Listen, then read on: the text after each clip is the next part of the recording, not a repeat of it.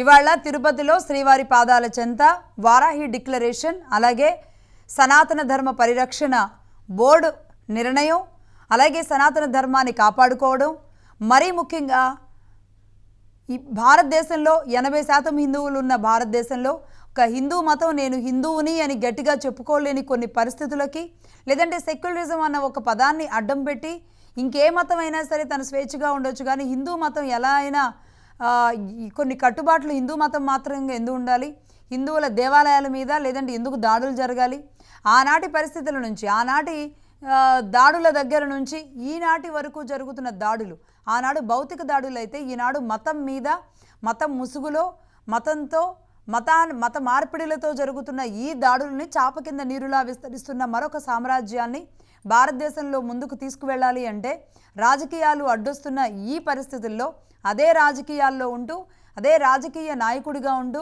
ఒక మతాన్ని పరిరక్షించడానికి నేను నడుం బిగిస్తాను అని ఒక నాయకుడు ముందుకొస్తే సమాజం, భారతదేశం ఎంతవరకు ఆ నాయకుడు వెనక నడుస్తుంది? ఇలాంటి అనేక అంశాలు పవన్ కళ్యాణ్ గారు కొద్దిసేపట్లో, మరికొద్ది గంటల్లో శ్రీవారి పాదాల చెంత నిర్వహించే సభలో ఆయన మాట్లాడబోతున్నట్టుగా తెలుస్తుంది. ఇదిలా ఉంటే మరొక వైపు నిన్న డిక్లరేషన్ తిరుమల తిరుపతి వెంకటేశ్వర స్వామి విషయంలో ఆయన డిక్లరేషన్ ఆవశ్యకతని తెలుపుతూ స్వయంగా ఆయన చిన్న కుమార్తెని తీసుకొచ్చి ఆయన మొట్టమొదటిసారిగా ఇద్దరు ముచ్చటగా ఉన్న ఇద్దరు బిడ్డల్ని కూడా ఒక తండ్రి స్థానంలో ఉండి ఆయన తీసుకువెళ్ళి, క్రిస్టియన్గా తన చిన్న కూతురు ఉంది కాబట్టి, తల్లి క్రిస్టియానిటీని నమ్ముతారు కాబట్టి, ఆ పేరుంది కాబట్టి, క్రిస్టియన్ అయినప్పటికీ కూడా నేను భారతీయ సాంప్రదాయాన్ని నమ్ముతాను అని చెప్పి ఆ బిడ్డతో సంతకం పెట్టించడమే కాదు, స్వయం తండ్రిగా ఆయన కూడా సంతకం పెట్టిన తీరు మాత్రం నిజంగా ఒక్కసారిగా పవన్ కళ్యాణ్ గారి మీద, ఆయన పాటించిన పద్ధతుల మీద, ఆయన తీసుకున్న ఒక విధానం మీద అందరికీ కూడా ఒక గొప్పగా ఆయన కీర్తిస్తున్న పరిస్థితి మనం నిన్నటి నుంచి చూస్తూ ఉన్నాం.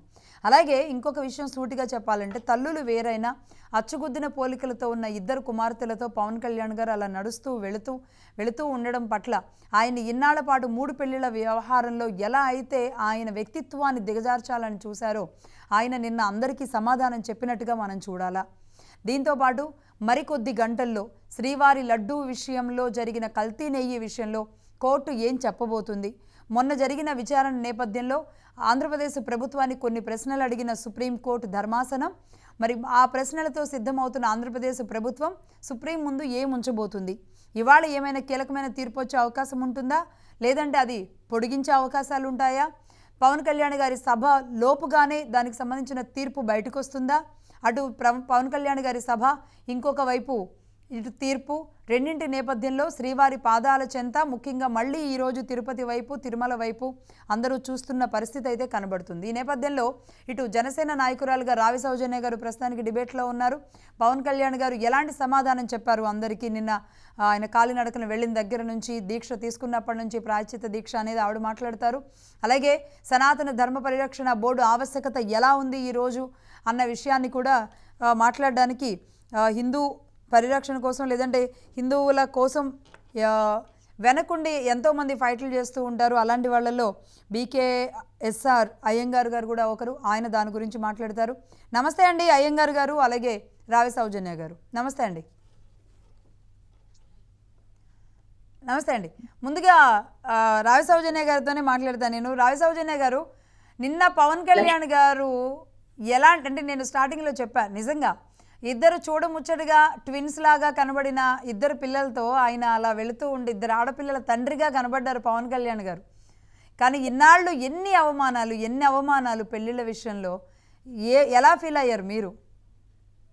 లక్ష్మి గారు, మీకు అలానే ప్యానెల్ ఉన్న సభ్యులకి, మహా న్యూస్ వీక్షకులందరికీ కూడా నా నమస్కారాలండి. నిజంగా కనుల పండగ అంటే ఏంటి అనేది నిన్న ఒక ఫ్రేమ్ మీద అలా చూసినప్పుడు చాలా ఆనందంగా అనిపించింది. కొన్ని సంవత్సరాల పాటు జరిగిన అవమానాలు, అలానే కుటుంబ వ్యవస్థ అసలు లేదు, 3 పెళ్లిళ్ళు 4 పెళ్లిళ్ళు అలానే చాలా దారుణంగా మారిన పరిస్థితుల్లో, అంటే ఒకే తల్లి బిడ్డలు కాకపోయినా కూడా ఒకే తల్లి బిడ్డల కన్నా ఎక్కువగా వాళ్ళ మధ్య బాండింగ్ ఉంది అంటే దానికి కారణం తండ్రి కదా అండి. అంటే జనరల్ గా ఎవరైనా విడాకులు తీసుకుంటే లేకపోతే ఇంకొక మ్యారేజ్లు చేసుకున్నప్పుడు అలా కలిపి ఉండడం అనేది ఉండదు ఎక్కడాను. అంటే అలాగా ఉన్నారు అంటే ఖచ్చితంగా ఆ తండ్రి యొక్క ఆలోచన విధానం ఎలా ఉంది, వారి మధ్యలో విడాకులు తీసుకోవడానికి వచ్చిన పరిస్థితులు, అంటే ఏదో హింసలు పెడితేనే లేకపోతే ఇంకోటో కాదు, మ్యూచువల్ అండర్స్టాండింగ్ మీద విడిపోవడం వల్లే ఇలా మళ్ళా బిడ్డల్ని ఒక తాటి మీద తీసుకొచ్చి తను ఈ రోజు ప్రతి ఒక్కరికి కూడా అంటే విడిపోయిన వాళ్ళకి కూడా ఆదర్శంగా ఉండేటట్టుగా పవన్ కళ్యాణ్ గారి యొక్క తీరు నిజంగా ప్రతి ఒక్కరు ఆహ్వానించగలదు. ఎందుకంటే మనం రెండో పెళ్లి చేసుకోవాలి లేకపోతే ఇంకోట అనేది మన చేతిలో ఉన్నదండి. అది జరిగిద్ది, అది టైం అంతే. కానీ దాన్ని కూడా ఒక పాజిటివ్ వేలో పవన్ కళ్యాణ్ గారు చూపించడం అనేది నిజంగా చాలా ఆనందకరం. అలానే నిన్న తన బిడ్డ చేత డిక్లరేషన్ ఇప్పించడం అనేది మనం అసలు చాలా గర్వంగా ఉంది లక్ష్మి గారు. నిజంగా పవన్ కళ్యాణ్ గారిని ఒక సినీ నటుగా కాకుండా ఒక రాజకీయపరమైన అంశం లేదంటే ఒక మానవతావాది కింద 10 సంవత్సరాల నుంచి ఫాలో అవుతున్నందుకు చాలా ప్రతి విషయాన్ని ఎప్పటికప్పుడు ఆయన ప్రూవ్ చేసుకుంటున్నారు. మేము చాలా గర్వంగా ఫీల్ అవుతున్నాం. We are proud of Pawan Kalyan గారు అని చెప్పుకునేటట్టుగా ఎంత ఒక గొప్ప నాయకుడు, ఒక గొప్ప భావాలన్న నాయకుడికి ఫాలోవర్స్ గా ఉండటం అనేది అసలు అది మామూలు విషయం కాదు. నిజంగా అలాంటి నాయకత్వంలో పనిచేయడం అనేది నా అదృష్టంగా నేను భావిస్తున్నాను. అలానే ఒక సనాతన ధర్మం గురించి గాని లేదంటే ఒక మతం గురించి మాట్లాడాలంటే ప్రతి ఒక్కళ్ళు భయపడే పరిస్థితులు. ఇందాక మీరు ఇచ్చిన బ్రీఫ్ లో కూడా చెప్పారు. అసలు దీని గురించి రాజకీయాలు అడ్డొచ్చే పరిస్థితిలో మన హిందూ మతాన్ని కూడా కనుమరుగైపోయే పరిస్థితి, లేదు అంటే ఈ మత మార్పిడి వల్ల చాప కింద నీరులాగా వెళ్లే పరిస్థితి ఉన్న దానిలో ఈ టైంలో పవన్ కళ్యాణ్ గారు ఒక రాజకీయ నాయకుడిగా ఉండి ఒక డిప్యూటీ సీఎం గా ఉండి ఒక ఆ విషయం గురించి మాట్లాడాలి అంటే నిజంగా ఎన్ని గట్స్ ఉండాలి, ఎంత కమిట్మెంట్ ఉండాలి. అలాంటి కమిట్మెంట్ ఉన్న వ్యక్తి మాట్లాడినప్పుడు ఎప్పుడు కూడా అది పక్కదవ పట్టదు. కానీ జగన్మోహన్ రెడ్డి లాంటి వ్యక్తులు మాట్లాడితే ఖచ్చితంగా దాన్ని అది ఒక మతోన్మాద కింద తీసుకెళ్లిపోతారు. మీరు అనొచ్చు, ప్రతి ఒక్కరు అనొచ్చు, గతంలో 150 పైచీలకు అయినప్పుడు ఎందుకు ఇంత గట్టిగా ఇంత స్ట్రాంగ్ గా స్టాండ్ తీసుకోలేదని. కానీ ఆ రోజున్న ఒక విషపు రాజకీయాల నేపథ్యంలో పవన్ కళ్యాణ్ గారు కనుక ఇలాంటిది స్ట్రాంగ్ గా మనసులో ఉంది. ఆయనకి ఆ రోజు నుంచి నలుగుతా ఉంది, ఆ రోజు నుంచి వేదన ఉంది, బాధ ఉంది. ఇన్ని దాడులు జరుగుతుంటే ఏంటి ఇంత లైట్ గా ఉంది. ఒక రాముల వారి సెలెక్ట్ చేయడం జరిగినా కూడా ఏంటి మాట్లాడలేని పరిస్థితి, ఏంటి రాష్ట్రంలో అయిపోయిందని ఒక వేదనలోంచి ఇంత స్ట్రాంగ్ గా ఆయన బయటకు రావటం.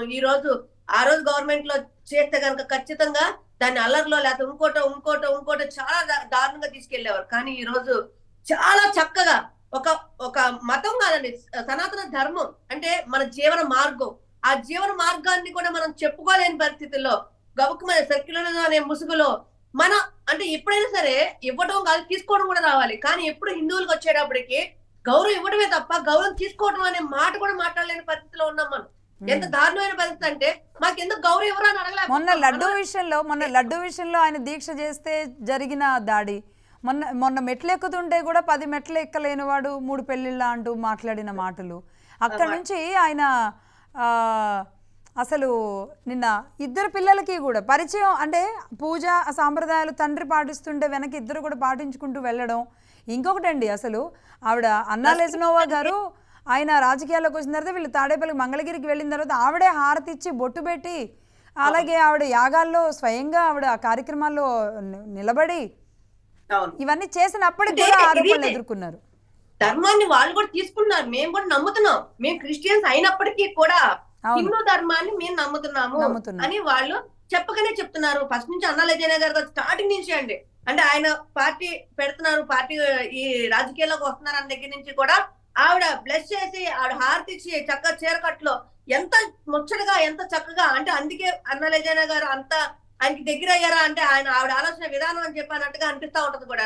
ప్రతిసారి కూడా ఆవిడ బయట పూజా విధానాలు అవ్వచ్చు, లేకపోతే మన సనాతన ధర్మాలు అవ్వచ్చు, మన సంప్రదాయాలు అవ్వచ్చు, ప్రతి ఒక్కటి కూడా ఆవిడ తూచా తప్పకుండా పాటిస్తారు. ఏది బీ క్రిస్టియన్, ఆవిడ క్రిస్టియన్, ఆవిడ రష్యాలో పుట్టారు, ఆవిడ క్రిస్టియన్ అంటే మనకు మత మార్పిడి కాదు. అయినప్పటికీ కూడా ఆవిడ నమ్మే విధానం అవ్వచ్చు, అలాగే బిడ్డలకు కూడా ఇచ్చిన ఆ సంస్కారం అవ్వచ్చు. ఆ 2 బిడ్డలు చూస్తుంటే ఎంత చక్కగా ఎంత ముచ్చటగా డ్రెస్సింగ్ దగ్గర నుంచి ప్రతి ఒక్కటి కూడా ఎంత ముచ్చటగా ఉందండి. నిజంగా ప్రతి ఒక్కరు ఎంతమంది ఎన్ని కోట్ల మంది దిష్టి తగిలిందా ఆ బిడ్డలకి అని చెప్పి అన్నంత విధంగా వాళ్ళు వచ్చిన తీరవచ్చు. పవన్ కళ్యాణ్ గారి దగ్గర డిక్లరేషన్ ఇప్పించడం, లేకపోతే ఆ పూజ చేసే విధానం దండం పెట్టుకోమంటే ఆ వైనంగా తండ్రి ఏది చెప్తే తండ్రి బాటలో అన్నట్టుగా దండం పెట్టుకోవడం, ఇలా ఇవన్నీ కూడా ఖచ్చితంగా తల్లిదండ్రులు బట్టి వస్తుంది, పేరెంట్స్ బట్టి నుంచే పిల్లలకు వస్తుంది. అలానే పవన్ కళ్యాణ్ గారు ఏదైతే బలంగా నమ్ముతున్నారో దాన్ని కూడా అన్నా లెజ్నోవా గారు అంతే బలంగా తీసుకుంటున్నారు. కాబట్టే ఇలాంటి అంశాలు అనేది తెర మీదకి వస్తున్నాయి. కానీ ఇక్కడ ఒక్కటే లక్ష్మి గారు నిజంగా తన మతాన్ని తన 4 గోళ్ల మధ్య నేను చదువుతాను, 4 గోళ్ల మధ్య నేను తీసుకుంటాను, బయటకు వచ్చేటప్పటికి నేను రాజకీయం చేస్తాననే వాళ్ళకి అసలు పవన్ కళ్యాణ్ గారి పేరు ఎత్తడానికన్నా అర్హత ఉందా? నిజంగా మీకు దమ్ముంటే మీ నమ్మిన మతాన్ని మాట్లాడండి. ఆ రోజు సీఎం గా ప్రమాణ స్వీకారం చేసినప్పుడు బైబిల్ తో ప్రమాణ స్వీకారం చేసిన వ్యక్తి రైట్ ఈ రోజు డిక్లరేషన్ ఇవ్వమన్నప్పుడు నేను గదిలో 4 గోడల మధ్య మాత్రమే నేను బైబిల్ చదువుతాను, బయటకు వచ్చేటప్పుడు మాత్రం నేను రాజకీయం చేస్తానన్న వ్యక్తి పవన్ కళ్యాణ్ గారు మెట్లెక్కలేకపోయారు, లేకపోతే దీక్ష తీసుకున్నప్పుడు ఎంత చేస్తున్నారు అంత చేస్తున్నారు, రైట్ ఒక మతాన్ని రెచ్చగొట్టే విధంగా మీరు గమనించండి. ఈ 11 రోజులు కూడా వైసీపీ వాళ్ళు చేసిన పని ఏంటి అంటే మతాల మధ్య చిచ్చు పెట్టాలని. పవన్ కళ్యాణ్ గారు సనాతన ధర్మం గురించి మాట్లాడుతుంటే వీళ్ళు మతాల మధ్య చిచ్చు పెట్టే విధంగా చేశారు తప్ప ఎక్కడా కూడా మీరు గమనించండి ఏ చిన్న అంశం కూడా వ్యతిరేకంగా రాలేదు. అంటే ఆయన మాట్లాడే మాటల ధర్మం ఉంది కాబట్టి ఆయన ఏదైతే ఈ ముందుకెళ్లే క్రమం ఉందో దీంట్లో న్యాయం ఉంది కాబట్టి ఎక్కడా కూడా ఒక కాంట్రవర్సీ లేకుండా ఈ 11 రోజులు ఆయన దీక్ష కంప్లీట్ చేసుకున్నారు. చాలా నీతి నిజాయితీగా, అంటే కొన్ని సినిమాటిక్స్ లాగా కాదు, ఆయన చేత కాదు కాబట్టి చాలా ఎవరైతే మామూలు మీరు వెళ్ళినా నేను వెళ్ళినా ఎవరైనా ఒక 4 మెట్లు ఎక్కినప్పుడు ఖచ్చితంగా ఆ అలుపు అనేది ఉంటుంది. అందులోనూ ఆయన దీక్ష చేసిన క్రమంలో కూడా లేదు. రైట్ సౌజన్య గారు, అయ్యంగార్ గారు మీరు చెప్పండి. ఇన్నాళ్ళు ఎదురు చూసినట్టుగా ఎవరో ఒకళ్ళు రావాలి, ఎవరో ఒకళ్ళు ఒక అడుగేయాలి, కొన్ని విషయాల్లో కొన్ని కీలక మార్పులు జరగాలి అని మీలాంటి వాళ్ళు ఆశించారు. ఇప్పుడు వారాహి యాత్రతో 14 నెలల క్రితం ఆయన ఓపెన్గా నేను ధర్మంతో నిలబడతాను, నేను హిందూ మతమే పరమతాలని నేను గౌరవిస్తాను. మన చంద్రబాబు నాయుడు గారు చెప్పారు, మా ఇంటి దేవుడు వెంకటేశ్వర స్వామి, నేను అలాగే మసీద్కి వెళ్తాను, చర్చికి కూడా వెళ్తాను, నాయకుడిగా నేను వెళ్ళాలి, ఆ మతాన్ని గౌరవించాలి, అది చెప్పారు. జగన్మోహన్ రెడ్డి గారు నేను 4 గోడల మధ్య బైబిల్ చదువుతాను కానీ మతానికి వెళతాను, కానీ పాటించలేదు ఆయన ఎక్కడ కూడా. అది ఓపెన్గా, ఇదేం ఆయన మీద అబాండ వేయడం కాదు, ఆయన పాటించలేదు. అలాగే ఆయన ఏ చర్చికి వెళ్ళలేదు. ఆశ్చర్యం ఏంటి అంటే మసీదుకి వెళ్ళలేదు, చర్చికి వెళ్ళలేదు, కేవలం హిందూ దేవాలయానికి మాత్రమే వెళ్ళారు. మరి అదేంటో అర్థం కాదు. ఈ పరిస్థితుల్లో నా మతం ఇది అని ఒక ధైర్యంగా రాజకీయ నాయకుడు చెప్పుకునేలాంటి పరిస్థితికి పవన్ కళ్యాణ్ గారు తీసుకోబోయే నిర్ణయాలు, ఇవాళ వారాహి డిక్లరేషన్ ఒక ఆది, ఒక విత్తనం, ఒక మూలం కాబోతుందా? మీకేమనిపిస్తుంది? అదే మేడం, ఇప్పుడు మనకి అందరికి ముందుగా దసరా సందర్భంగా మహా టీవీ యాజమాన్యానికి, ప్రేక్షకులకి, అలాగే ప్యానెల్లో ఉన్న మా సోదరికి అందరికీ కూడా నమస్కారాలు తెలియజేస్తూ, మన సనాతన ధర్మం అనేది ప్రధానంగా అన్ని మతాలని కూడా అన్ని ధర్మాలని కూడా ఆచరించమని చెప్పింది, కానీ ఏ ధర్మాన్ని ద్వేషించమని చెప్పాల. సనాతన ధర్మానికి ఉన్న గొప్ప విషయం అదే. మనకి చాలా కాలంగా సనాతన ధర్మానికి సంబంధించి ప్రవచనాలకే చాలా మటుకు పరిమితం అయ్యారు తప్ప మహామహులందరూ, ఎంతో గొప్ప గొప్ప పండితులందరూ వాళ్ళ యొక్క చేసిన ప్రవచనాల ఫలితంగా సమాజంలో ధర్మం అనేది ఈ రోజు నిలబడింది. అయితే ధర్మాన్ని పరిరక్షించవలసిన ఆచరణ అనేది దాదాపుగా ఒక 8-9 సంవత్సరాలుగా ఒక యంగ్ జనరేషన్, మన సమాజం నుంచి ఒక యంగ్ జనరేషన్, అద్భుతమైన యంగ్ జనరేషన్ స్టార్ట్ అయింది. వీళ్ళు చక్కగా అందులో వీటిలో చాలా మటుకు బడుగు బలహీన వర్గాల నుంచి, చాలా మనకి నెగ్లెక్టెడ్ కమ్యూనిటీస్ నుంచి, మార్జినలైజ్డ్ కమ్యూనిటీస్ నుంచి వీళ్ళు అనేక రకాల సఫరర్స్ బయటకు వచ్చి ఈ రోజున అనేక ఆర్గనైజేషన్, శివశక్తి, హిందూ జనశక్తి, ధర్మ మార్గం, విశ్వ హిందూ పరిషత్తు, హిందూ జనజాగృతి, హిందూ ధర్మరక్షా సమితి, ఇటువంటి సంస్థల ద్వారా ఈ రోజున సమాజంలో కార్యాచరణకు రూపొందించారు. అద్భుతమైన కార్యాచరణ ఈ రోజున సమాజంలో చైతన్యం తీసుకొస్తున్నారు. ఈ నేపథ్యంలో ఏంటంటే వీటికి సరైన పగడ్బందీ నాయకత్వం అనేది చాలా సందర్భాల్లో లోపించిన నేపథ్యం ఇది వాస్తవమే. ఈ నేపథ్యంలోనే ఇప్పుడు కూటమికి సంబంధించి ఏర్పడిన అద్భుతమైన పరిపాలన, ముఖ్యంగా ఈ పరిపాలన చాలా ముఖ్యమైన విషయం ఏంటంటే చంద్రబాబు నాయుడు గారు, అట్లాగే పవన్ కళ్యాణ్ గారు, అట్లాగే రీసెంట్ గా తిరుపతికి సంబంధించిన అంశాల్లో ధర్మారెడ్డి గారు చేసిన మండపాలు కూల్చివేత విషయంలో పురంధరేశ్వర్ గారు కూడా ముందుకు వచ్చి ఇది ఖచ్చితంగా కండెమ్ చేయటం, ఏఎస్ఐ వాళ్ళ దాని మీద రిపోర్ట్స్ సబ్మిట్ చేయటం, ఈ ఆస్పెక్ట్స్ లో ఏంటంటే కూటమికి సంబంధించిన ఈ నాయకులందరూ కూడా ఒక చక్కటి ఒక పద్ధతిలో ఈ సమాజంలో సనాతన ధర్మానికి సంబంధించిన అంశాలను వీళ్ళు గుర్తించి ముందుకు వెళుతూ కార్యాచరణ చేపడుతున్న నేపథ్యం హిందూ సమాజం ఈ రోజున గుర్తించి చాలా అభినందిస్తోంది. అయితే ఏంటంటే ఇది కార్యాచరణలో చాలా సఫలీకృతం కావాలి. ఎందుకంటే ఇది అనేక రకాల డిస్కషన్స్, నెగోసియేషన్స్ జరగాలి. ఏకపక్ష నిర్ణయాలతో ఏం జరిగినా సరే, ఎవరు తీసుకున్నా సరే ఆ ఫలితాలు చాలా తీవ్రంగా ఉంటాయి. కాబట్టి ఏంటంటే ఏ డిక్లరేషన్స్ చేసినా, ఏ రకమైన నిర్ణయాలు చేసినా వీటికి పూర్వపరాలని బాగా ఆలోచించి చక్కటి ఒక యంత్రాంగంతో మంచి సలహా మండలితో వెళ్ళాలి. అంతేకాని రాజకీయ సలహా మండలి వల్ల ప్రయోజనాలు ఉండవు. కాబట్టి ఆ సలహా మండలి యొక్క చక్కటి సజెషన్స్ తోటి ఒక కాంక్రీట్ డెసిషన్స్ తో ముందుకు వెళ్ళినట్లయితే ఒక పగడ్బందీ కార్యాచరణ ఏర్పడుతుంది. ముఖ్యంగా దేవాలయ వ్యవస్థ సనాతన ధర్మానికి మూలస్తంభం. అట్లాగే విద్యా, వైద్యం, ఈ 3 రంగాల్ని వీళ్ళు కనుక సంరక్షించగలిగితే సమాజంలో ఖచ్చితంగా అభ్యున్నతి సాధిస్తారు, మంచి పేరు తెచ్చుకుంటారు. ఇంకోటి ఏంటి, ఈ రోజున సనాతన ధర్మం మెజారిటీగా ఉన్నారు హిందువులనే పేరే కానీ చాలా భద్రతా భావంతో ఉన్న నేపథ్యంలో ఇప్పుడు మన చంద్రబాబు నాయుడు గారు కానీ, పవన్ కళ్యాణ్ కానీ వీళ్ళు ఈ రకంగా ముందుకు వచ్చి హిందూ ధర్మ పరిరక్షణ కోసం వీళ్ళు ఒక ప్రత్యేకమైన కార్యాచరణ ఏర్పాటు చేయాలనే నేపథ్యం అనేది ఖచ్చితంగా రాజకీయాలకు అతీతంగా అభినందించవలసింది. ఎందుకంటే మేము ఏ రాజకీయ పార్టీకి సంబంధించిన వాళ్ళ కాదు, దేంట్లో ప్రాథమిక సభ్యత్వం కూడా లేదు. ఎవరైనా మంచి పని చేస్తున్నారంటే ఖచ్చితంగా ఆదరిస్తాం. ముఖ్యంగా ఈ డిక్లరేషన్ కి సంబంధించిన అంశంలో చాలా ముఖ్యమైన విషయం చెప్పాల్సిన అవసరం ఉంది. ఇక్కడ డిక్లరేషన్ అనేది already decided decision. It is already decided decision. ఎందుకంటే 2020లో రిట్ పిటిషన్ నెంబర్ 17/616లో ఆయన ఆలోకం సుధాకర్ బాబు అన్న ఆయన గుంటూరు ఆయన ఫైల్ చేశారు. అప్పుడున్న మన సీఎం గారు డిక్లరేషన్ ఇవ్వకుండా వారు దర్శనం చేసుకుని వెళ్ళిపోతున్నారు, ఇది ఎంత మాత్రం కరెక్ట్ కాదంటూ వేసిన డెసిషన్ లో దాంట్లో ఇచ్చిన జడ్జిమెంట్ ఇచ్చింది. అప్పుడు హైకోర్టు, మన ఆంధ్రప్రదేశ్ హైకోర్టు జడ్జిమెంట్ ఇచ్చింది. ఆయన ప్రజాప్రతినిధిగా మీ ఆహ్వానాన్ని అనుసరించి, మీరు ఇందులో ఇచ్చిన ఆహ్వానాన్ని అనుసరించి ప్రోటోకాల్ లో భాగంగా ఒక పబ్లిక్ రిప్రజెంటేటివ్ గా, ఒక ప్రభుత్వ ప్రతినిధిగా వచ్చి పట్టు వస్త్రాలు సమర్పిస్తున్నారు కాబట్టి ఒక ముఖ్యమంత్రి హోదాలో ఆయన ఏ రకమైన డిక్లరేషన్ ఇవ్వక్కర్లేదు. అయితే ఆయనే గనక క్రిస్టియన్ అయి ఉన్నట్టయితే, ఎందుకంటే మీరు క్రిస్టియన్ అన్న భావన మీరు ఎక్కడ కూడా మాకు ప్రూవ్ చేయలేకపోయారు. అయితే ఆయనే గనక రియల్ గా క్రిస్టియన్ అయినట్టయితే వ్యక్తిగత హోదాలో వెళితే మాత్రం ఖచ్చితంగా ఆయనే కాదు, ఏ నాన్ హిందూస్ అయినా సరే ఖచ్చితంగా డిక్లరేషన్ ఇచ్చి తీరవలసిందే అని చెప్పి హైకోర్టు ఇచ్చిన డెసిషన్. ఈ డెసిషన్ విరుద్ధంగా ఎవరు వెళ్ళడానికి వీల్లేదు, ఇది అనుసరించవలసిందే. మనం కాన్స్టిట్యూషన్ కానీ హైకోర్టు ఇచ్చిన డెసిషన్ కానీ అనుసరించాలి కాబట్టి ఖచ్చితంగా దీన్ని అనుసరించవలసిందే.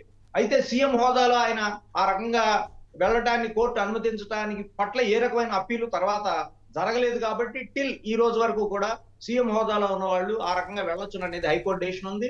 అదర్ దాన్ ఈవెన్ సీఎం అయినా సరే వ్యక్తిగత హోదాలో వెళ్తే కనుక దర్శనం చేసుకోవాలని డిక్లరేషన్ ఇచ్చి తీరాలి, ఆయన కాక ఏ నాన్ హిందూ అయినా సరే ఇవ్వాల్సింది అనేది ఆంధ్రప్రదేశ్ హైకోర్టు జడ్జిమెంట్.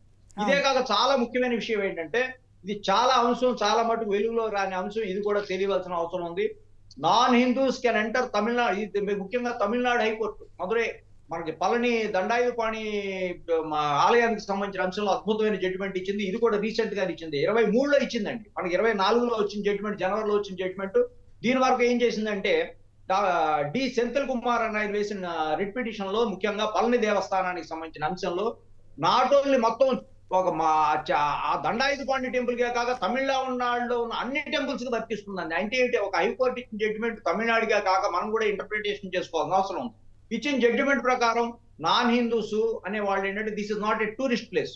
ఒక సనాతన ధర్మానికి సంబంధించిన ఏ ఆలయ వ్యవస్థ అయినా సరే ఇది టూరిస్ట్ ప్లేస్ కాదు, సందర్శన చేయడానికి, వ్యాహ్యాలు చేయడానికి వచ్చే పిక్నిక్ స్పాట్ కాదని స్పష్టంగా హైకోర్టు చెబుతూ, ఎవరైనా నాన్ హిందూస్ రావాలి అనుకుంటే అప్ టు కోడిమరం వరకు, ధ్వజస్తంభం వరకు రావాలి. ఆ మేరకు మొత్తం రాష్ట్రంలో ఉన్న అన్ని దేవాలయాల్లో కూడా బోర్డులు ఏర్పాటు చేయాలని స్పష్టంగా చెప్పడం కాక, ఇప్పుడు చాలా మటుకు అదర్ రిలీజియన్స్ లో ఇలాగా వచ్చేవాళ్ళు ఉన్నారు, మాకు స్వామి మీద నమ్మకం ఉంది, దర్శనం చేసుకుంటామంటే అటువంటి వాళ్ళు కనుక వాళ్ళు చెప్పినట్లయితే ఒక రిజిస్టర్ మెయింటైన్ చేసి డిక్లరేషన్ ఇచ్చి వాళ్ళని తప్పనిసరిగా స్వామి దగ్గరికి తీసుకెళ్లి దర్శనం చేయించాలి, ఆ రిజిస్టర్ కంటిన్యూస్ గా మెయింటైన్ చేయాలని చెప్పి స్పష్టంగా చెప్పింది.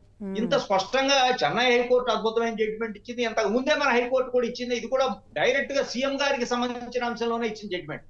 ఇంత స్పష్టంగా ఇచ్చినప్పుడు మరి అప్పుడు ఆయన ఆ యొక్క ప్రావిజన్, ఆ యొక్క ప్రివిలేజ్ పొందారు కదా. ఇప్పుడు మొన్న వచ్చిన సందర్భంలో ఆ డిక్లరేషన్ ఇచ్చినట్లయితే అందరికీ కూడా ఏ రకమైన సమస్య ఉండదు. హైకోర్టు తీర్పును కూడా డిక్లరేషన్ అవసరం అది చూపిస్తుంది. ఏంటంటే వారు ఏమన్నారు, సెక్యులర్ అనే పాయింట్ తీసుకొచ్చారు. ఇక్కడ సెక్యులర్ కి రిలీజియస్ కి స్పష్టమైన గీత ఉంది. ఈ రిలీజియస్ మ్యాటర్స్ లో ఖచ్చితంగా కాన్స్టిట్యూషన్ ఇచ్చింది ఆర్టికల్ 25, 26 ప్రకారం మనకు ఎక్సెప్ట్ ఫండమెంటల్ రైట్స్ కి భగ్నం కలిగితే తప్ప కానీ అన్ని అంశాల్లో కూడా రిలీజియస్ రైట్స్ విషయంలో ఏ రకమైన ఇంటర్ఫీరెన్స్ అవటానికి వీలేదు. సనాతన ధర్మం కూడా అదే చెబుతోంది, అన్ని ధర్మాలని కూడా గౌరవిస్తూ నా ధర్మాన్ని కాపాడుకోవాలని. ఆ నేపథ్యంలో ప్రయాణం చేస్తున్న పాలకులకి ఈ సందర్భంగా ధన్యవాదాలు తెలియజేస్తాను. అలాగే అంటే మీరు స్టార్టింగ్ లోనే చెప్పారు కూటమి ముందుకెళ్తున్న తీరు పట్ల. అయితే మన లౌకిక గణతంత్ర సర్వసత్తాక భారతదేశంలో మనం రాజ్యాంగాలు నిర్మించుకున్న తరువాత ఇప్పుడు ఈ మధ్య కాలంలో అంటే ఒక యూపీలో యోగి ఆదిత్యనాథ్ను, లేదంటే బీజేపీ అధికారంలోకి వచ్చిన తర్వాత కొంతమంది హిందుత్వం కోసం, లేదంటే అయోధ్య రామ మందిరం కోసమో, లేదంటే జమ్మూ కాశ్మీర్లో కూలబడిపోయిన కొన్ని ఆలయాల కోసమో, పాత బస్తీలో కూడా కనబడని దేవాలయాల కోసమో, హిందువుల మీద జరిగిన దాడుల కోసమో ఈ మధ్యకాలంలో ఒకటి తర్వాత ఒకటి వినబడుతూ ఉన్నాయి. దాని గురించి మాట్లాడగలుగుతున్నామండి. అయితే ఇప్పటికిప్పుడు అంటే ఇప్పుడున్న పరిస్థితుల్లో అంటే చాప కింద నీరులాగా ఇంకా విస్తరిస్తూనే ఉంది. మేబీ అప్పుడు దాడులు కాకపోయినా ఇంకొక మతం రూపంలో, ముఖ్యంగా మత మార్పిడులు ఆంధ్రప్రదేశ్లో మారిన ఓపెన్గానే అందరికీ తెలుసు. గతంలో ఎంతమంది ఉన్నారు, ఇప్పుడు ఎంతమంది ఉన్నారు, ఎలా మారుస్తున్నారు, ఎవరెవరు వస్తున్నారు, ఎలా చొరబడుతున్నారు అనేది కూడా అర్థం కాని పరిస్థితి. ఇప్పుడు పవన్ కళ్యాణ్ గారు కానివ్వండి, ఈవెన్ నేనైనా ఇప్పుడు మీరైనా ఇంత ఓపెన్గా అలా అలా చేయడం తప్పు. ఎవరి మత ఆచారం ఉందో వాళ్ళది ఆచరించండి. ఈ మతం మీద దాడి చేయకండి అని చెప్పాలంటే రాజకీయ నాయకులుగానో లేదా మనలాంటి వాళ్ళము మాట్లాడాలంటే అదేదో ధైర్యంతో శక్తితో కూడుకున్నది. ముఖ్యంగా మత విద్వేషాలు రెచ్చగొట్టినట్టుగా అవుతుంది కాబట్టి ఖచ్చితంగా మనం కూడా మాట్లాడకూడదు. కానీ నా మతాన్ని నేను కాపాడుకోవాలి, ధర్మో రక్షితి రక్షిత అని పవన్ కళ్యాణ్ గారు వారాహి డిక్లరేషన్ ఫామ్ మీద కూడా ఆయన పెట్టుకొని ఉన్నారు కాబట్టి ఇది ఎంతవరకు ఆయనకి ప్లస్ అవుతుంది అనిపిస్తుంది మీకు? ఒకటండి, ఇప్పుడు ఏంటంటే మన సనాతన ధర్మాన్ని కాపాడుకోవటం అనేది మన యొక్క స్వేచ్ఛ. మనం ఖచ్చితంగా పాలకులుగా ఉన్నా సరే ఎవరైనా సరే వాళ్ళ యొక్క ధర్మాన్ని వాళ్ళ యొక్క మతాన్ని వదులుకోమని చెప్పం. సీఎం గా పనిచేసిన జగన్ గారు కూడా వారి యొక్క మత ధర్మాన్ని వారు పాటించొద్దని ఎవరు చెప్పరు, పాటించాలి కూడా, పాటించమని చెప్పండి, తప్పులేదు. అంతేగానంటే నా ధర్మానికి వచ్చినప్పుడు ఏంటంటే ఈ ధర్మం యొక్క స్పష్టమైన గీతని చెరిపేయకుండా దీన్ని గౌరవించమంటున్నాం. సిక్కులకు సంబంధించిన అమృత్సర్ దేవాలయాలకి ఇతర దేవాలయాలకు వెళ్ళినప్పుడు వాళ్ళ ఆచారాన్ని వాళ్ళు పాటించుకొని వాళ్ళు అన్నప్పుడు మనకి ఇష్టమైతే మనం పాటించడానికి వెళ్ళాలి. మనకి ఇష్టం లేదనుకోండి గౌరవించి వదిలేయాలి, ఎవరన్నా ప్రతినిధి పంపాలి. అంతేకాకుండా మేము మా యొక్క ప్రివిలేజ్ ని మేము అనుభవించాలి అనుకున్నప్పుడు ఇతర మతం యొక్క భావాన్ని కూడా మనం దృష్టిలో పెట్టుకోవాలి. ముఖ్యంగా ఇంకోటి ఏంటంటే పాలకులు అన్న వాళ్ళకి రిలీజియస్ ఆస్పెక్ట్స్ లో లిమిటేషన్స్ ఉన్నాయి.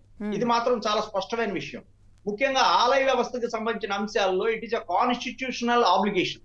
ఒక ఆలయానికి సంబంధించిన ఆస్తులు కానీ, ఒక ఆలయానికి సంబంధించిన ఆభరణాలు కానీ, ఒక ఆలయానికి సంబంధించిన ఏ రకమైన సమస్యలు ఉన్నా సరే, ఏ రకమైన ఇబ్బందులు ఉన్నా సరే దాన్ని తొలగించి పరిష్కారం చేసి శాంతి భద్రతలు కాపాడే సమాజంలో ఒక శాంతిని నెలకొల్పాల్సిన కాన్స్టిట్యూషనల్ ఆబ్లిగేషన్ ఏ ప్రభుత్వానికైనా ఉంటుంది. అది జగన్ గారు అవ్వచ్చు, చంద్రబాబు గారు అవ్వచ్చు, మరొకళ్ళు.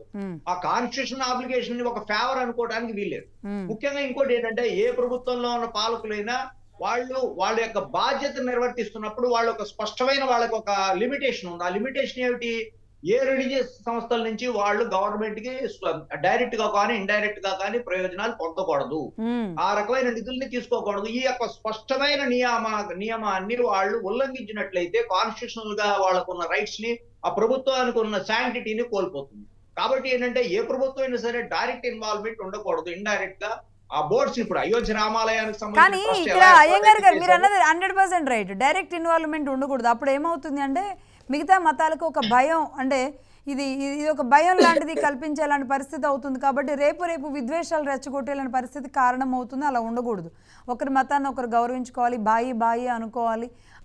అది అందరం కోరుకుంటాం, అలాంటి ప్రశాంత వాతావరణం ఉండాలని. కానీ అంతర్జాతీయంగా అనేక దేశాల్లో అంటే మత పేరుతో ఆక్రమణల కోసం అనేక ఫండ్ల రూపంలో కోట్లాది రూపాయలని ఈరోజు బీజేపీ గవర్నమెంట్ వచ్చిన తర్వాత దాన్ని టోటల్గా నిలువరించింది. దాదాపుగా చెబితే షాక్ తింటారు, కానీ నాకు మొన్న ఒకరు చెప్పారు దాని డీటెయిల్స్. దాదాపుగా కొన్ని లక్షల కోట్లని ఫ్రీజ్ చేసి పెట్టింది ప్రస్తుతానికి బీజేపీ, ఇటు రానియకుండా. అలాంటి పరిస్థితులు అంటే చేస్తున్నారు. ఇంకా అది సెంట్రల్ గవర్నమెంట్ తీసుకోవాల్సిన నిర్ణయాలు తీసుకుంటూనే ఉన్నారు. కానీ ఇప్పుడు దీన్ని చొచ్చించకూడదు. ఇప్పుడు పవన్ కళ్యాణ్ గారు ఎలా ఉండాలి? తామరాకు మీద నీటి బొట్టులాగా ఉంటూ తన సనాతన ధర్మ పరిరక్షణ బోర్డుని ఆయన అడగగలుగుతారా? ఒకటి మేడం, ఇది చాలా ఇంపార్టెంట్ ప్రశ్న మేడం. ఈ సనాతన బోర్డు ఏర్పాటు చేయడం అనేది, బోర్డు ఏ రకంగా ఉండాలి, ఎలా ఉండాలి, ఎవరు ఉండాలి, ఆ బోర్డులో ఎవరైతే ఉండాలి, రాజకీయాల అతీతంగా ఎవరు ఉండాలి, కేవలం ప్రవచనకారులే ఉండాలా, యాక్టివిస్టులు ఉండాలా, ఇప్పుడు ఎలా అయిందంటే ఏ బోర్డులో ఎవరిని వేసినా సరే వాళ్ళ అనుకూలమైన వ్యక్తులు వేసుకోవడమే ధర్మం. ఇప్పుడు నాలాగా నిష్పక్షపాతంగా నిష్కర్షగా మాట్లాడే వ్యక్తి ఎప్పుడు ఎవరికైనా ఇబ్బందిగా ఉంటాడే కాబట్టి అందరూ దూరంగానే పెడతారు. కాబట్టి ఏంటంటే వాళ్ళకి వ్యతిరేకమైన మాటలు వినడానికి ఇష్టపడరు. ఈ రోజు ఒక సలహా మండలి కానీ, ఈ రోజు ఎవరైనా ఏదైనా చెప్పాలి అంటే వాడు పూర్తిగా నీకు సంబంధించి నిన్ను పొగడ్డానికే పరిమితమైన వాడిని ఎప్పుడు నువ్వు దగ్గర పెట్టుకోవడం వల్ల ఏం ప్రయోజనంలా. నిన్ను అవసరమైతే పూర్తిగా విమర్శించి నిన్ను కరెక్ట్ చేయగలిగిన వాడిని నువ్వు దగ్గర పెట్టుకోగలిగిన రోజున వాడు అవసరమైతే ఏంటంటే ఇప్పుడు వాడు నిన్ను కరెక్ట్ గా గైడ్ చేయగలుగుతాడు. కానీ బట్ నువ్వు అది ఇష్టపట్టాల. ఆ రకమైన పద్ధతిలో లేకుండా ఆ బోర్డులో ఏంటంటే పూర్తి రాజకీయాలకు సంబంధం లేని వ్యక్తులు, సమాజంలో పూర్తిగా వాళ్ళు ధర్మాచరణకి నిమగ్నమైన వ్యక్తుల్ని గుర్తించడం చాలా కష్టంతో కూడుకున్నది. దానికి చాలా వ్యవస్థలు చాలా అవసరం, చాలా ఎక్సర్సైజ్ చేయాలి. అలాంటి వ్యక్తులతో మీరు బోర్డు కనుక ఏర్పాటు చేయగలిగితే ఆ చేసిన మరుక్షణం ప్రభుత్వం ఆ యొక్క పరిధి నుంచి తప్పుకొని ఆ బోర్డుకి సమస్తమైన ఆర్డర్స్, వాళ్ళకి ఒక పవర్స్ వాళ్ళకి ఎండార్స్ చేస్తూ ప్రత్యేకమైన ఒక కాన్స్టిట్యూషనల్ గా ఒక ప్రత్యేకమైన ఒక విధానం తీసుకురావాలి. ఇప్పుడు ఉదాహరణ చెప్తున్నాను, తిరుమల తిరుపతి దేవస్థానం ఉంది, అటానమస్ ఇన్స్టిట్యూషన్ ఉన్నారు. ఎవడిచ్చాడు అటానమస్ ఇన్స్టిట్యూషన్? ఎవడికా డిక్లేర్ చేసేసుకోవటమే. ఇంకోటి ఏంటి, అందులో ఉన్న నిధుల్ని ప్రభుత్వాలు ఉపయోగించుకోవాలని అన్ని ప్రభుత్వాలు కూడా విశ్వ ప్రయత్నం చేస్తూ ఉంటాయి. డైరెక్ట్ గా చేయటానికి ఇప్పుడు బీహార్ కేసులో, డిసి వాధ్వా కేసులో స్పష్టంగా చెప్పింది సుప్రీంకోర్టు ఇచ్చిన జడ్జిమెంట్. ఏదైతే డైరెక్ట్ గా నువ్వు చేయడానికి వీల్లేదో అది ఇండైరెక్ట్ గా కూడా చేయడానికి వీల్లేదో చెప్తుంది.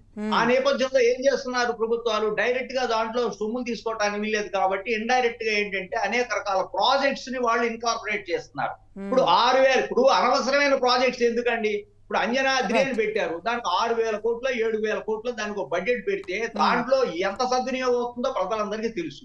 అనవసరమైంది ఏమిటి? అక్కడ స్పష్టంగా సమయాచార పాలన ఏం చెబుతోంది? 7 కొండలు కూడా ఒక ఏకదేశము, అక్కడ సాక్షాత్తు వైకుంఠం నుంచి వచ్చిన వెంకటేశ్వర స్వామి తప్ప ఈవెన్ సపరివార దేవతలను కూడా ఎవరిని ఏ రకమైన అక్కడ ప్రతిష్టలు చేయడానికి వీలేదు. కొత్తగా పూజలు పునస్కారాలు కూడా అదర్ దాన్ దట్ స్వామిని మించిన విగ్రహాలు ఉండకూడదు. ఇవన్నీ స్పష్టంగా చెబుతూ ఉంటే ప్రత్యేకమైన ప్రాజెక్టులు, ప్రత్యేకమైన విధానాలు, ఆగమ సంకరము, రకరకాల సమయాచార పాలన విరుద్ధంగా చేయటాలు, ఇవన్నీ కూడా సంస్కరణ చేయవలసిన అవసరం ఉంది. చేయాల్సిన అవసరం అన్నప్పుడు ఏంటి? అక్కడ తిరుపతికి సంబంధించిన అంశంలో పెద్ద జీయర్ చిన్న జీయర్ల వ్యవస్థకి, ఆచార్య పురుష వ్యవస్థకి సంపూర్ణమైన స్వేచ్ఛనివ్వాలి.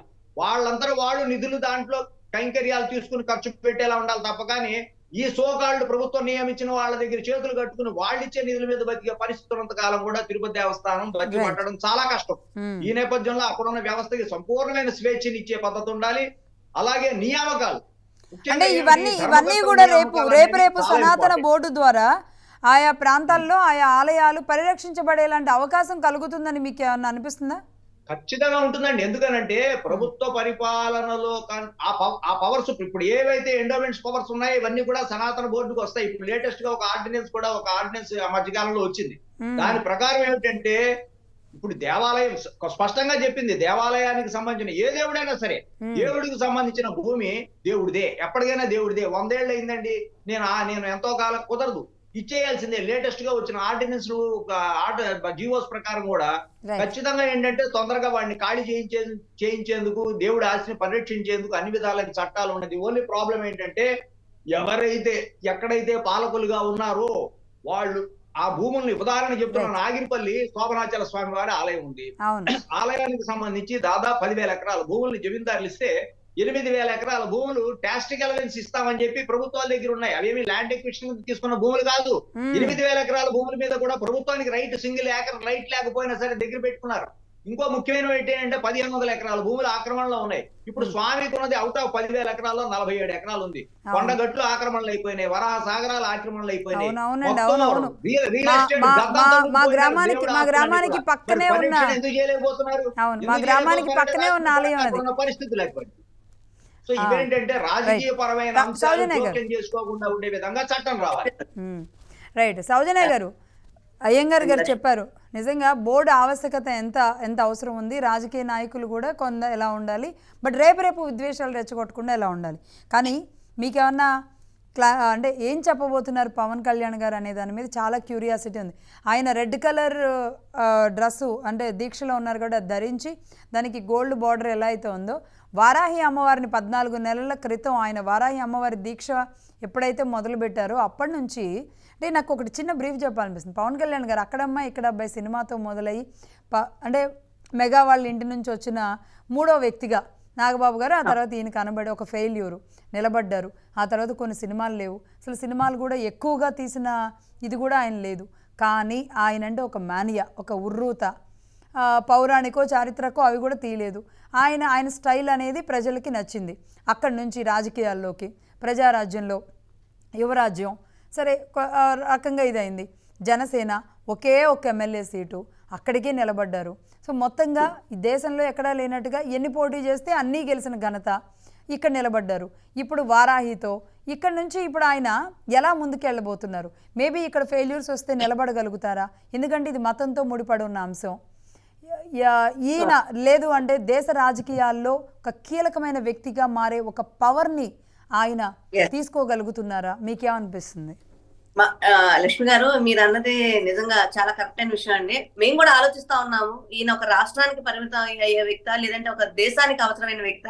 ఈయన ఆలోచన విధానం ఎవరు చేయలేంది, చాలా వినూత్నంగా ఉండే ఆలోచన విధానాన్ని ఖచ్చితంగా ఇది ఒక రాష్ట్రానికి పరిమితం అయ్యే అంశం కాదు, దేశానికి అవసరమైన వ్యక్తిగా రేపటి రోజున మనం పవన్ కళ్యాణ్ గారిని చూడబోతామండి. అది ఏ స్థాయిలో చూస్తాం, ఎలా చూస్తాం అనేది ఎన్ని సంవత్సరాలు పడుతుంది అని పక్కన పెడితే, కానీ ఆయన దేశానికి అవసరమైన వ్యక్తి. అలానే ఈ రోజు సనాతన ధర్మం గురించి మాట్లాడాలన్నా, లేదా ఆ రెడ్ బుక్ గురించి ఏం చెప్తారంటే కొంత మాకు అవగాహన ఉంది, కానీ ఈ సాయంత్రం దాకా వెయిట్ చేయాలి. ఎందుకంటే ఈ అంశాలు ఏవైతే ఉన్నాయో అసలు కనీసం మతం గురించి మాట్లాడాలన్నా, సనాతన ధర్మం గురించి మాట్లాడాలన్నా కూడా భయపడే పరిస్థితి దగ్గర నుంచి, ఎస్ నా మతం ఇది, నేను సనాతన ధర్మాన్ని పాటిస్తాను అని చెప్పని ధైర్యంగా చెప్పి ఎంతో మంది, ఎందుకంటే ఆయన ఫాలో అయ్యేమంది చాలా కొన్ని కోట్ల మంది ఉంటారు. ఆ కోట్ల మంది కూడా ఈ రోజు ధైర్యంగా వారి యొక్క మతాల గురించి అవ్వచ్చు, వాళ్ళు పాటించే ధర్మాల గురించి అవ్వచ్చు, ధైర్యంగా మాట్లాడే పరిస్థితి ఉంది. అలానే సౌజన్య గారు, వారాహి మాత అంశంలో ఆయన తీసుకున్న తర్వాత, వారాహి వాహనం పెట్టిన తర్వాత, ఆయన ఆ యాగాలు అవన్నీ చేసిన తర్వాత ఎందుకు ఆయన అంటే ఒక శక్తివంతంగా మారారా? అంటే ఏదైనా అంటే తెలియదు మనకి, అంటే మేబీ నమ్మే వాళ్ళకి, హిందువులకి, మనకి, నమ్మే వాళ్ళకి అందరికీ ఏదైనా ఒక మార్పు, అంటే నేను కూడా ఆ దీక్ష గురించి తెలుసుకున్నాను. ఖచ్చితంగా మనసు పెట్టి పనిచేస్తే ఆ శక్తి కాదు, అమ్మవారే స్వయంగా కనబడుతుంది అనేది కూడా నేను విన్నాను. అలాంటి మార్పు ఏమైనా పవన్ కళ్యాణ్ గారిలో జరిగిందని మీకు అనిపిస్తుందా? నిజంగా ఒక పవర్ అనేది ఆయన చుట్టూ ఉందంటే, ఆయన ఏ వాక్యం చెప్పినప్పటికీ కూడా అది ఖచ్చితంగా జరుగుతుందండి. అది ఎందుకో తెలియదు. అంటే అసలు భూస్థాపితం చేస్తా అని చెప్పన్నారు, ఎవరు ఎక్స్పెక్ట్ చేయలే. అసలు ఎవరు కూడా ఆ స్థాయిగా భూస్థాపితం అయిపోతారని వైసీపీ ఎక్స్పెక్ట్ చేయలే. కానీ ఖచ్చితంగా మనం గెలుస్తున్నాం, మనం నిలబడుతున్నాం అని చెప్పని జనసేన పార్టీ విషయంగా చెప్పినప్పటికీ కూడా, అంటే పూర్తి స్థాయిగా అవుట్ వస్తుందని చెప్పని మనం ఎంత ఈ రోజు వచ్చినాయని మాట్లాడుకున్నాం. కానీ ఎంతో కొంత ఒక 21కి 18, 17 అలా వస్తాయి అనుకున్నాం, కానీ 21 అంటే ఆయన వాక్యం ఎంత బలంగా ఉంది, దాంట్లో ఎంత పవర్ ఉంది అంటే దాని అంతటికి కారణం ఆయన ఏదైతే నిస్వార్థంగా నిజాయితీగా తీసుకున్న ధర్మం ఏదైతే ఉందో దాని యొక్క ఫలితం అని చెప్పని మేము భావిస్తున్నాం అండి. ఆయన అంటే ఆ రోజు నుంచి ఆయన ఏ రోజు దీక్ష తీసుకుంటున్నా కూడా ఆయన ముఖవర్చస్సులో కూడా చూడండి ఒక ఏదంటే చాలా ఒక దైవత్వం గానీ, లేదంటే ఆ వ్యక్తిని చూస్తుంటే ఒక పాజిటివ్ వైబ్రేషన్స్ గానీ, ఆయన చుట్టూ ఉన్నప్పుడు ఒక పాజిటివ్ వైబ్రేషన్స్ గానీ, నిజంగా ఇలా ఉంటుందా ఒక వ్యక్తి నమ్ముకునే విధానాన్ని గనుక ముందుకు తీసుకెళ్తే ఇలా ఉంటుందా అనే పరిస్థితిలో ఉంది. అంటే పవన్ కళ్యాణ్ గారు ఏ నిర్ణయం తీసుకున్నా, లేదా ఏ ఒక్క మాట మాట్లాడినా కూడా దాన్ని కొన్ని కోట్లాది మంది అనుసరిస్తారు. కాబట్టి ఆ అంశాన్నే ఆయన ఈ రోజు సనాతన ధర్మ పరిరక్షణ కమిటీ వేయాలి అని చెప్పని, బోర్డు ఏర్పాటు చేయాలని చెప్పేదాకా తీసుకొచ్చింది. ఈ బోర్డులో ఇందాక ఆయన అన్నట్టు ఖచ్చితంగా ఇది ఒక వ్యవస్థ లాగా క్రియేట్ అయ్యి ఎక్కడైతే మరుగున పడిపోతామేమో ఇంకొన్నాళ్ళు కనుకండి ఇలా గనక జరిగితే, ఏది మత మార్పిడిని గనక మనం అలా వదిలేస్తే మాత్రం అసలు హిందూ ధర్మం అనేది లేకుండా పోయింది, హిందూ మతం అనేది లేకుండా పోయే పరిస్థితి చాలా డేంజర్ జోన్ లో ఉన్నాం లక్ష్మి గారు. చాలా డేంజర్. అంటే మనం మాట్లాడుకునేది కొంత అయితే, ఇక్కడ వాస్తవ పరిస్థితులు మొన్నటిదాకా ఎంత దారుణంగా ఉన్నాయంటే, ఎవరిని చూసినా కూడా ఎందుకు రిలేషన్స్ లో ఉన్న మేము కూడా మతం తీసుకున్నాం, చర్చికి వెళ్తున్నాం, అక్కడ ఇక్కడికి మనకి హిందూకి అంటే సరే నమ్మే వాళ్ళైనా సరే మతం తీసుకున్నారంటే వాళ్ళ నమ్మకం, మన నమ్మకాన్ని ఎవరు కూడా కాదనలేం. ఈ దేవుడు కాదు, ఆ దేవుడు కావాలనుకోవడం తప్పేం కాదు. కానీ ఫోర్స్ గా మార్పించడం అనేది మాత్రమే మనం తప్పంటాం. అయితే అనేది బలవంతంగా మార్పిస్తున్నారు.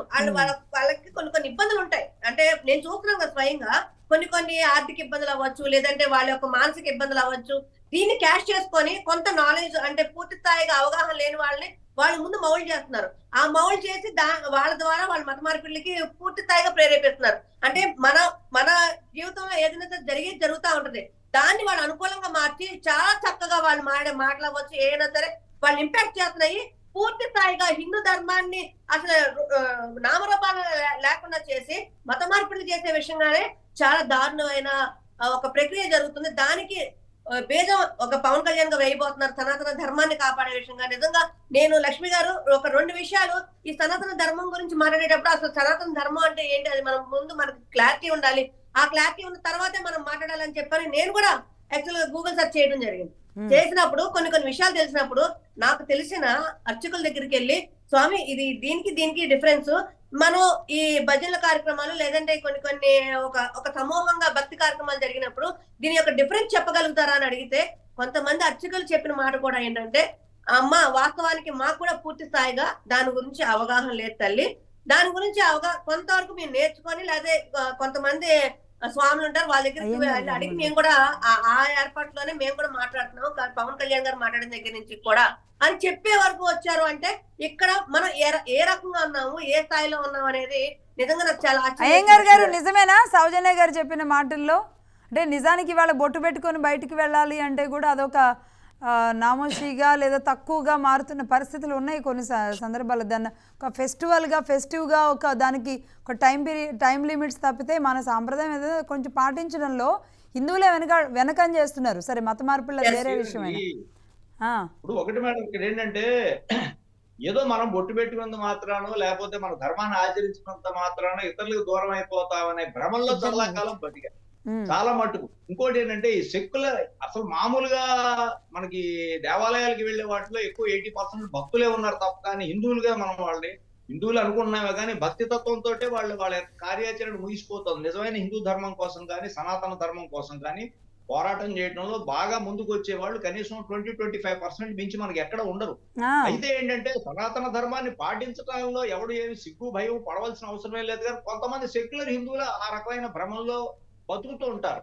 బొట్టు పెట్టుకుంటే నేనేదో ఇతరులకు ఏమి అవ్వదండి, నీ ధర్మాన్ని నువ్వు పాటిస్తేనే అవతల వాడు కూడా నేను గౌరవిస్తాడు ఎప్పుడు కూడా.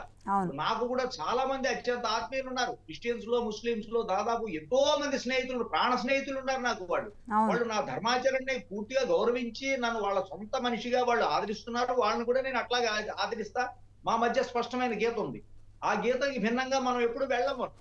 అందువల్ల ఏంటంటే మన ధర్మాన్ని మనం ఆచరించడం వల్ల ఎవరు ఏ రకంగా కూడా మన ఏదో అవమానం చేస్తారనే ఒక రకమైన అభద్రతా భావనతో బతకవలసిన అవసరం లేదు. మనం ధైర్యంగానే ఉండాలి, ఖచ్చితంగా నిలబడాలి. అటువంటి దానికి ఏంటంటే ఇప్పుడు జరుగుతున్నవి చాలా పాజిటివ్ వైబ్రేషన్స్ తో సమాజం ముందుకెళ్తోంది కాబట్టి ఇది చాలా సానుకూలమైన పరిస్థితి. ఈ కానీ ఒక విషయం సౌజన్య గారు లేవనెత్తిన ఒక అంశం ఉందండి. అంటే హిందూ ధర్మంలో, హిందూ మతం కాదు ధర్మం అని మీలాంటి వాళ్ళు ఎంతో చెబుతూ ఉన్నారు. అయితే ఎంతమందికి భగవద్గీత తెలుసు, ఎంతమందికి మహాభారతం తెలుసు, ఎంతమంది పిల్లలకి మనం నేర్పించగలుగుతున్నాం. కానీ ఒక ముసల్మాన్ ఖచ్చితంగా ఖురాన్ గురించి తన బిడ్డలకు చెప్తారు, వాళ్ళు ప్రేయర్ చేస్తారు. అలాగే బైబిల్ గురించి ప్రతి ఆదివారం బైబిల్లో వాక్యాలు దేవుడు ఏం చెప్పాడు తెలుసుకుంటూ ఉంటారు, వాళ్ళ బిడ్డలకి నేర్పిస్తున్నారు. కాబట్టి ఆదివారం ఉంది, శుక్రవారం ఉంది, ఖచ్చితంగా నేర్చుకుంటున్నారు, తప్పేం లేదు. వాళ్ళు నమ్మిన దాంట్లో వాళ్ళు ఉంటున్నారు. కానీ హిందూ మతంలోనే, ఇక్కడ నేను ఇంకో పరమతాన్ని అనడం లేదు కానీ ఈ మతంలోనే ఎంతమంది ఆచరిస్తున్నారు, ఎందుకు తెలుసుకోగలుగుతున్నారు, ఎందుకు ఏదో టచ్ మీ నాట్ అన్నట్టుగా ముట్టనట్టుగా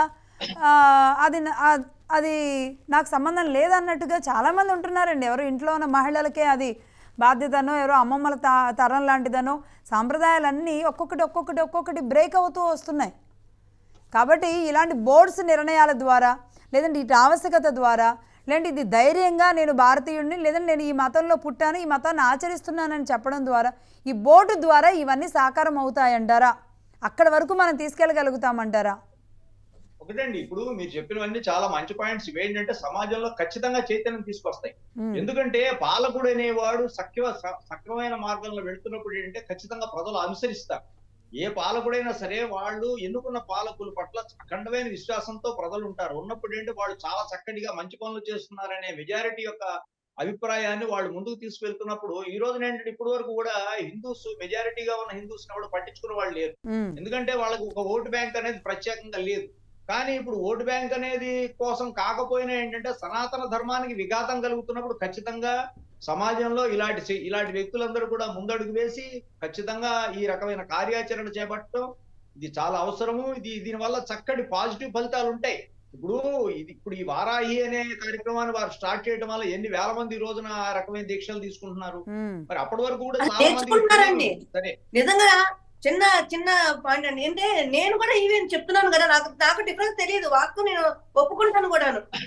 అంటే పూజ చేయడం అంటే ఒక దీపారాధన చేయటం, స్వామిని మొక్కటం, కేవలం విష్ణు సహస్రనామం లేకపోతే లలిత సహస్రనామం అది కూడా వచ్చి రానట్టుగా బట్టి పట్టిన చదవటం, ఈ అంశాలు తప్పితే అసలు ధర్మం ఏంటి, భగవద్గీత ఏంటి, భగవద్గీతలో చెప్పిన అంశాలు ఏంటి, అవన్నీ కూడా కనీసం నా బిడ్డలకు కూడా నేను చెప్పలేకపోయి నేను చాలా చాలా చాలా బాధపడి పవన్ కళ్యాణ్ గారు మాట చెప్తున్నప్పుడు నిజంగా అలాంటి వ్యక్తులు చెప్తున్నారు కాబట్టి మా అలాంటి కూడా తీసుకొని వెళ్తున్నాం తప్పితే అసలు మనల్ని గైడ్ చేసేది ఎవరు, మనల్ని ముందుకు నడిపించేది ఎవరు? ఈ రోజు మన బిడ్డలకి ఈ యొక్క భగవద్గీతలో ఒక అంశాలని వాళ్ళకి అర్థమయ్యే విధంగా చెప్పేది ఎవరు? ఇక్కడ సనాతన ధర్మం పాటించేది అంటే ఒక కమ్యూనిటీ అంటే బ్రాహ్మణ కమ్యూనిటీ వాళ్ళు ఏదో చిన్నప్పటి నుంచి వేదాలు నేర్చుకుంటారు కాబట్టి ఆ కొంతవరకు కూడా అది కూడా ఇప్పుడు కూడా ఆ కమిటీలో కూడా చాలా మంది బయటికి అక్కడ కూడా ఇది తగ్గిపోతూ వస్తుంది. మా తాతల వేదం చదివే వాళ్ళు వీళ్ళని చెప్తారు. ఎనీవే సౌజన్య గారు మళ్ళీ పవన్ కళ్యాణ్ గారి సభ తర్వాత మళ్ళీ మాట్లాడదాం. నిజానికి ఈరోజు దేశానికే అలాగే సనాతన ధర్మానికే ఆయన ఏం చెప్పబోతున్నారు, ఈరోజు శ్రీవారి పాదాల చెంతన జరగబోయే కార్యక్రమం మరి దేశం యావత్తూ చూసేలాంటి పరిస్థితులు ఉంటాయి కాబట్టి ఏం జరగబోతుందో చూద్దాం. అటు కోర్టులో సత్యమేవ జయతే విషయం, అలాగే ఇటువైపు ధర్మో రక్షిత అన్నట్టుగా అది ఏ మతానికైనా సరే, అటు ముస్లింలకైనా వాళ్ళ ధర్మాన్ని వాళ్ళు కాపాడితే వాళ్ళు రక్షించబడుతుంది, క్రిస్టియన్లకైనా సరే వాళ్ళ ధర్మాన్ని వాళ్ళు నిర్వర్తించగలిగితే అటు క్రిస్టియన్లకు కూడా రక్షించబడతారు. అలాగే హిందూ మతంలో కూడా తమ మతాన్ని అన్యాయాలు తగ్గుతాయి కాబట్టి ఏమో ఒక మార్పుకి నాకు అర్థమైంది. నేను ఈ 10 రోజుల నుంచి చేసిన రీసెర్చ్ లో అర్థమైంది ఏంటంటే మనం ధర్మాన్ని పాటిస్తే ఈ మన సమాజంలో ఏదైతే ఒక వికృతమైన ఆలోచనలు వస్తున్నాయో వాటిలన్నిటికీ కూడా చాలా వరకు మనం చెక్ పెట్టే అవకాశం ఉంటుందని అర్థమైంది. రైట్ సౌజన్య గారు, థ్యాంక్ యూ అండి, థ్యాంక్ యూ అయ్యంగార్ గారు. శ్రీవారి పాదాల చెంత, కలియుగ దైవం పాదాల చెంత, ఆంధ్రప్రదేశ్లో తిరుపతి వేదికగా జరగబోయే ఈ మరి పవన్ కళ్యాణ్ గారు తీసుకోబోయే ఈ నిర్ణయం రేపు ఎలా ముందుకు వెళ్ళబోతుంది, ఎవరెవరు ఆయనతో కలిసి వస్తారు, అసలు ఏం చెప్పబోతున్నారు తెలుగు జాతికి కాదు మొత్తం ఒక హిందూ మతానికి, భారతదేశానికి ఎలాంటి సనాతన ధర్మం బోర్డు అనేది ఎలా ఉండాలి అనే ఒక డిక్లరేషన్ ఇవ్వబోతున్నారు పవన్ కళ్యాణ్ గారు. ఆ అంశంతో పాటుగా కోర్టు తీర్పుకు సంబంధించిన మినిట్ టు మినిట్ అప్డేట్స్ మహాన్యూస్లో ప్రసారం అవుతూనే ఉంటాయి. చూస్తూనే ఉండండి Maha News. This is Lakshmi signing off.